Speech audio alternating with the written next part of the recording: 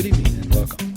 It is time once again for CU Immigration here on WRFU LP Urbana 104.5 FM. I will be your host for this evening. My name is Mr. Garza, and I'm here to let you know that WRFU is an open forum for the Urbana Champaign community. Views expressed are those of the speakers and are not intended to represent WRFU, UCIMC, Urbana Socialist Forum, or UPTV, as we like to say on the televised version of this show. These views are our own, and by our, in this instance, I mean myself, because I'm all you've got. I'm all you've got here today. That sounds sad, doesn't it? I don't mean it like that, but I mean, I'm the only one here. Let me put it that way. So, lately, last several shows, as a matter of fact, we've been talking about morals and ethics, and as they relate to immigration.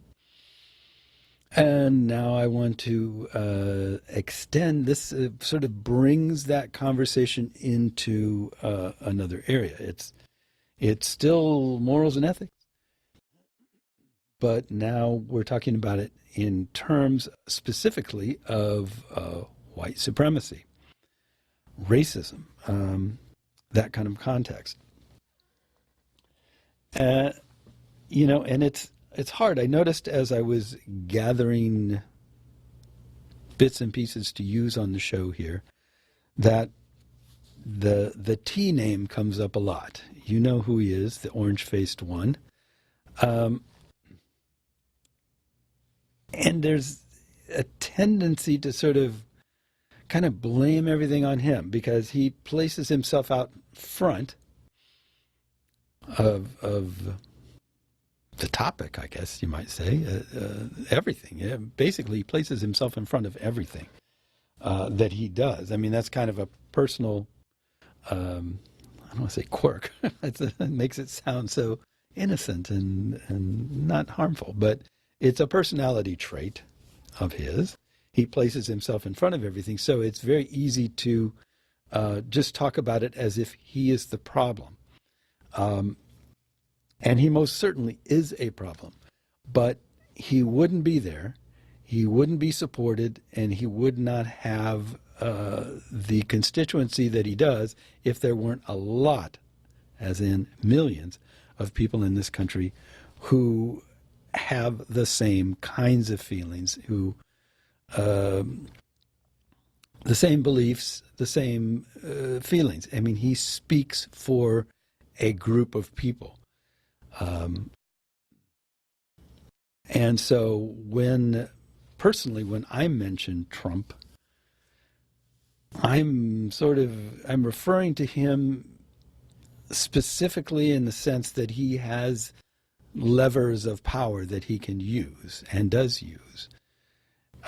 So in that sense, I'm referring specifically to him, but in a greater sense, I'm just referring to Trumpists, to Trumpism, to the people that follow and believe in and support him, apologize for him, propagandize for him. So this includes like Fox News, for example, and all sorts of other different groups that have just hitched their wagon, Republicans generally. They've just hitched their wagons to Trump and said, okay, we'll let him go out front and break things, and then we'll follow behind and kind of pick up the pieces that we want and sort of kick aside the pieces that we've been hoping to get rid of for a long time. I mean, they are using him as a shield, and you can bet as soon as he's gone, they're going to all of a sudden start repudiating this and saying, oh, it just bothered me so much when he did this sort of thing or that kind of thing. And, I really tried to temper him, but don't fall for any of it. Anybody right now that is voting for and supporting, not using what power they have to remove that guy is complicit. And it's as simple as that. So I'll be mentioning the T word a lot in the next few stories, but please believe that I am talking about all of them, that whole group. Yeah, Trumpism. Anyway, this first article is entitled Trumpism, White Supremacy, and Collateral Damage. So this last weekend's brutal reckoning brings me back to a transcript that was published in 2016 of a presentation Steve Bannon did at a Vatican conference in 2014. But before that, a bit of scene setting. Over recent weeks, in various contexts, President Trump has been pumping up his racist and xenophobic incitement, aimed at people of color generally, the U.S. southern border specifically, and often mixing the two together. This morning he appeared at the White House with this brief statement, with a brief statement in which he called on the country to condemn racism, bigotry, and white supremacy, much as any other president might have done, and many have done, without grappling with the fact that he is the biggest and certainly the most high-volume promoter of all three in the country. But I want to step back from that a bit. I don't think it is overly generous to President Trump or his top advisors to say that they take no personal joy at these massacres. They want to maximize the degree of racial polarization and confrontation for political and cultural purposes, while having as few racist, Great Replacement-inspired massacres as possible. Trump lives in such a world of self-delusion and enabling that I'm not entirely sure how he understands these things. But from him and those around him, I don't think that they take any joy in these massacres, whether in El Paso or Pittsburgh.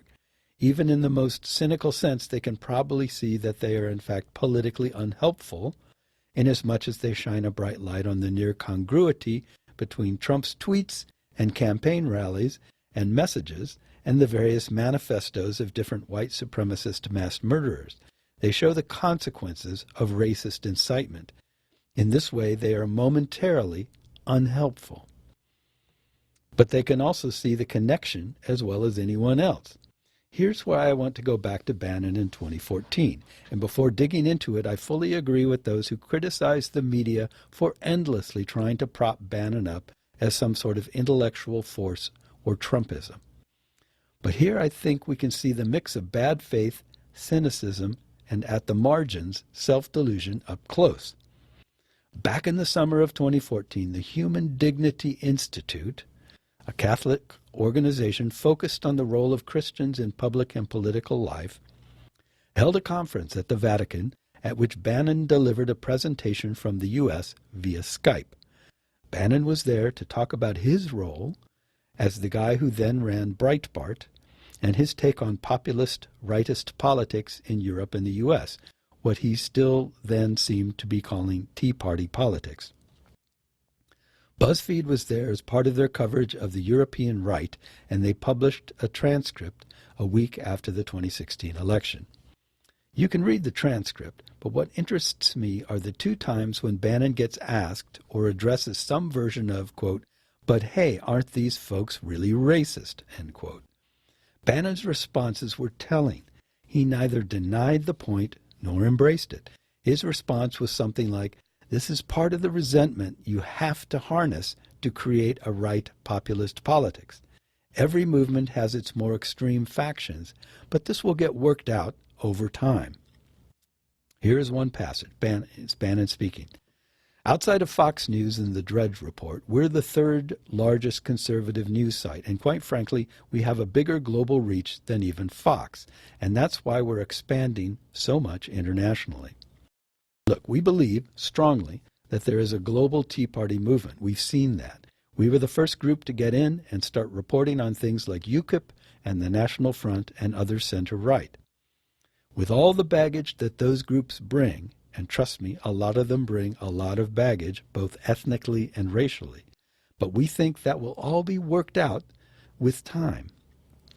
The central thing that binds that all together is a center-right populist movement of really the middle class, the working men and women in the world who are just tired of being dictated to by what we call the Party of Davos." And then later, Harnwell is the head of the institute convening the conference. So Harnwell asks, "The first question was, you'd reference the Front National and UKIP as having elements that are tinged with the racial aspect amidst their voter profile, and the questioner was asking how you intend to deal with that aspect. Bannon replies, I don't believe I said UKIP in that. I was really talking about the parties on the continent, Front National and other European parties. I'm not an expert in this, but it seems that they have had some aspects that may be anti-Semitic or racial. By the way, even in the Tea Party, we have a broad movement like this, and we've been criticized, and they try to make the Tea Party as being racist, etc., which it's not. But there's always elements who turn up at these things, whether it's militia guys or whatever. Some of that are fringe organizations. My point is that over time, it all gets kind of washed out, right? People understand what pulls them together, and the people on the margins, I think, get marginalized more and more. So, you can interpret these comments in various ways. They all seem to boil down to the adage, sometimes apocryphally ascribed to Joseph Stalin, you can't make an omelet without breaking eggs. But as Bannon puts it, over time it all gets kind of washed out, which I interpret as once we get in power, or once we're solidly on our feet as a movement, we'll try to make sure that part of the muscle doesn't get out of hand. We'll do our best, you might say. All of this comes back to days like today when the president and his top allies shamelessly play the unity card, calling for an end to hate, white supremacy, xenophobia, and all the rest. Yes, it's shameless. Yes, it's gaslighting. Even Trump can hardly manage the cognitive dissonance as he reads from a teleprompter words that would never in a lifetime spring naturally from his lips. But what strikes me most is the cynicism. To build a racist white nationalist politics, you need racist white nationalist incitement. Or maybe just to gain power or pass tax cuts or get judges on the bench or whatever else. To build the politics, you need the incitement. You can pick and choose your motivation depending on whether you're Donald Trump or Stephen Miller or Mitch McConnell. Inevitably, some people will take you literally and not figuratively, and they'll send pipe bombs to your political opponents. Or they'll commit mass murders to stop the invasion you're always talking about, or shoot up a synagogue because your supporters and your media arm say Jews like George Soros are funding the invasion. After all, you're basically telling them to. You may not want these things to happen precisely. Maybe you prefer to keep it at metaphor rather than going all the way, but really it's just how it goes. And at the end of the day, that's okay. It's the cost of doing business. At some point in the future, maybe, it'll get washed out. So I thought that was a very good and very insightful look at the current administration, basically. And I'm talking all the way down the line from Trump at the White House to McConnell in the Senate and on down to, Rand Paul and all these guys who are working together, yet working separately. I don't think, for example, that Mitch McConnell likes, trusts, or believes in Trump at all. But what Trump is doing is okay with him as long as it gets the job done. And the job for Mitch McConnell at this point, apparently, is just getting judges lifetime appointments. Hard right ideologues on the bench who will basically, legislate from the bench. I mean, these are not people who are known for judicial temperament. They're people who are known for being highly partisan. And you can look at any of them and see that very clearly in their resume. That's what he's trying to do. He sees the damage Trump is doing, and he says, okay, we're falling apart. We're probably going to get kicked out of here at some point very soon. Before we go, we want to destroy as much of the quote-unquote New Deal stuff that's out there, all those programs and things that are, that we don't believe in, that we think are wrong, take money away from rich people. They got their huge tax cut through for rich people that didn't help anybody else. On and on and on. It's all the way down the line. They're trying to destroy as much of progressive accomplishments as they can, load up the debt, because then they can always argue, oh, well, look, we can't afford any of this stuff that you're trying to do. Look at these, high deficits. That's what they did last time. It's this exact same thing. They do that every time, and people fall for it every time. Oh, we need tax cuts. We need tax cuts. The deficit is suddenly really important when Democrats are in charge, and suddenly doesn't matter at all when Republicans are in charge. Now, I am not, this is not a show where I can tell you who to vote for, and I am speaking about what the different parties are doing. I'm not saying anything beyond that. So don't get me wrong. I am not supporting one party over the other in terms of giving you specific people to vote for, but I am telling you who is doing what and why, and that inevitably leads to mentioning political parties. So for whatever that's worth, include that in the disclaimer, because you can't separate this stuff. Anyway, the point that I'm getting at is well, here's what I'm trying to say. It's easy to think, oh, well, Trump's a racist. He's a xenophobe. Stephen Miller is a racist. All these people are racist. Republicans are all racist because of what they do.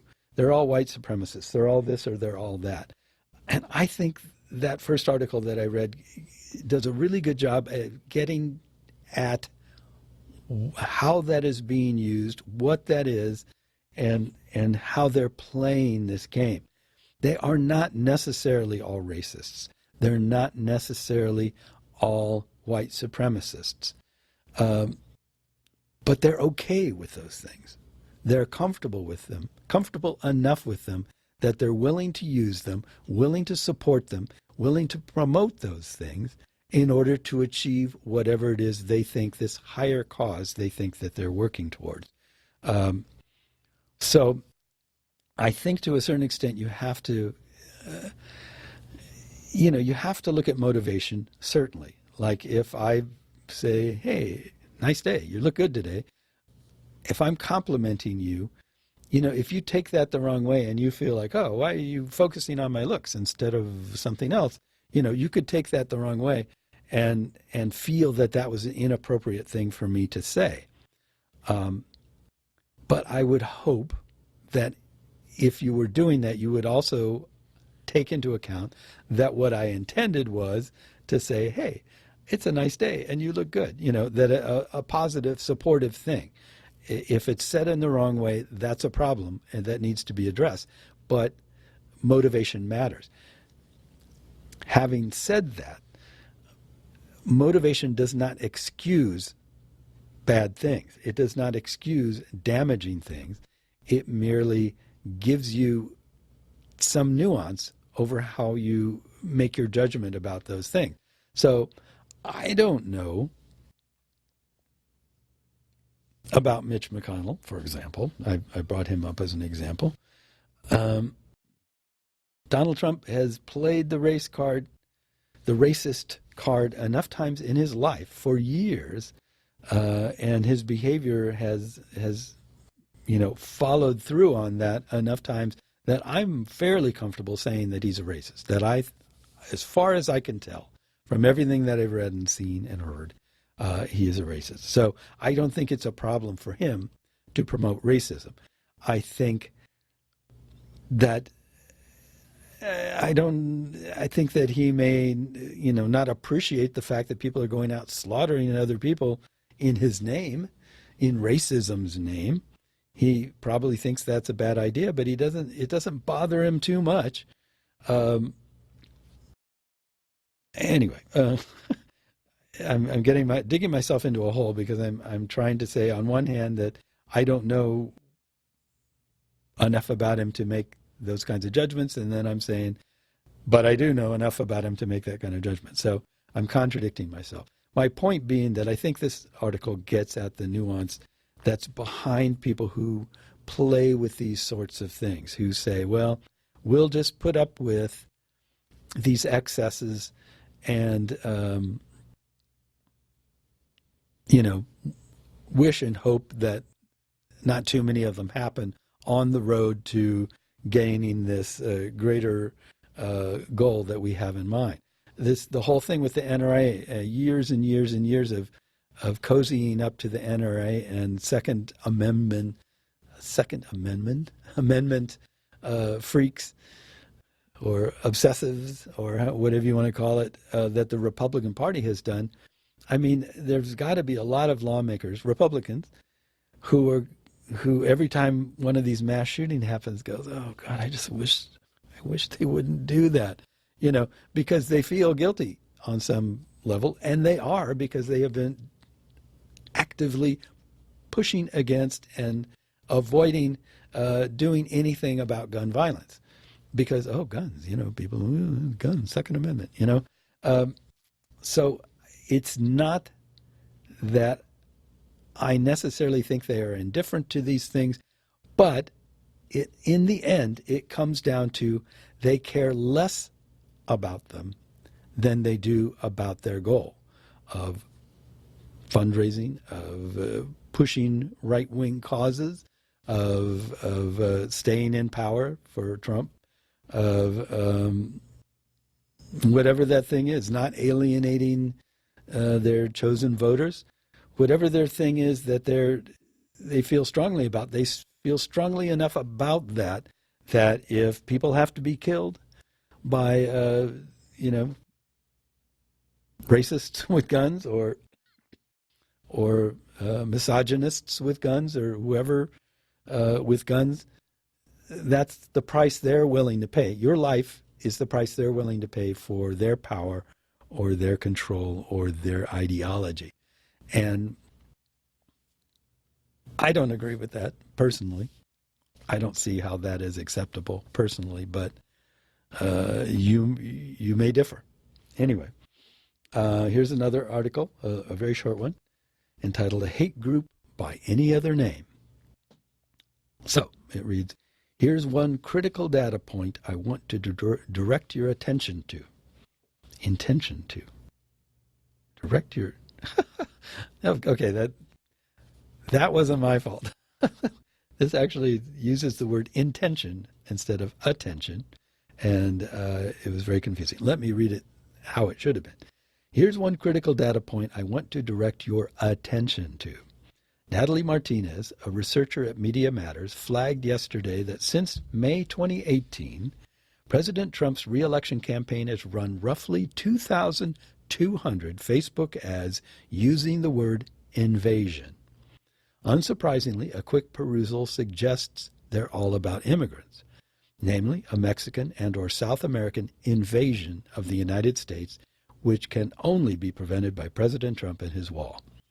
Of course, the messages are laced with references to crime, sex trafficking, and all the rest. The simple fact is that President Trump's own political messages, often seen in his Twitter feed, but more consistently and sometimes in a more rancid form in his campaign's targeted social media campaigns, is hard to distinguish from the great replacement racist incitement we read on various far-right sites and in mass murderers' manifestos. It's not too much to say that the president's own re-election campaign functions as a sort of white nationalist hate group and is a path to or accelerant toward radicalization for significant numbers of people. This tally tells just part of the story. This isn't really a surprise. We've been living in this world for 4 years now, but everything does appear to be accelerating, both the attacks and the incitement. The essential point I keep returning to is that President Trump clearly believes that his re-election hopes are firmly tied to keeping his core supporters at a constant boil of fear and anger. Fear of immigrant invasions, fear of crime, anger at the Democrats who he claims are making the horrors possible. In the most basic and cynical sense, his political calculation may be correct.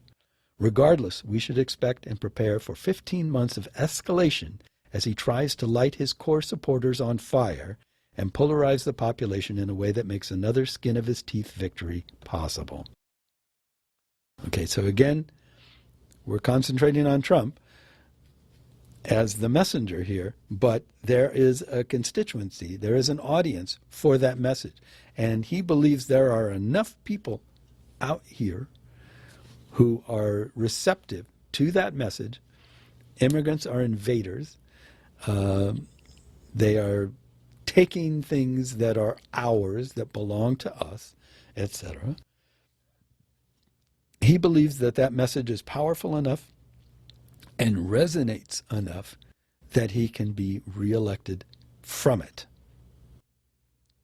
So the fact that there are enough people out there that are indeed receptive to that, and there are a lot of them, says something about the American people and the American public that is important for us to understand. It is not a problem that has gone away. It is not something that was cured by having a black president. If anything, that made it a lot worse. So it's something that we all need to work on and all need to deal with. Anyway, to continue. Again, the T word, the T name, it features prominently in this, but he makes himself the cheerleader and the leader of all this, so he gets the bulk of the credit for it. This is entitled Violent Attacks Carried Out in His Name. And this reads, Send them back, Hispanic invasion. If our country falls, it will be the fault of traitors. That's the language from the manifesto of Patrick Crusius, the 21-year-old suspect in the El Paso shooting on Saturday that left 20 dead. Actually, it's up to 22 now. Take a look at a recent rhetoric from the president, urging non-white lawmakers to go back to the totally broken and crime-infested places from which they came, claiming that undocumented immigrants infest the country, branding Democrats enemies of the state. Crusius does not invoke President Trump in his manifesto or in social media posts uncovered as of this writing, but TPN found 24 cases where the perpetrators or planners of far-right violence invoked Trump during their assault or claimed whatever violent action they intended to commit was somehow aligned with his agenda. Since declaring his run for the presidency in 2015, President Donald Trump has used racist rhetoric to fan feelings of hatred among those that support him. And as the president is set on demonizing immigrants and people of color as a 2020 re-election strategy, the trend could continue. Brian Levin of Cal State's Center for the Study of Hate and Extremism told us that he had noted correlations in the underlying data between certain political events and the levels of hate crimes and their targets. Quote, We're concerned that the combination of a very coarse and racially divided political season, along with demographic changes and all the other things like foreign tensions, domestic tensions, are going to have an impact, Levin added. TPM, which stands for Talking Points Memo, which is a website, reported this article and finalized it for publication on the Friday before the El Paso shooting occurred. Though the suspect's manifesto invokes language that Trump has used, calling the massacre, quote, a response to the Hispanic invasion of Texas, the shooter did not invoke Trump himself. Below is a sample of cases in which the suspect appeared to be inspired by Trump.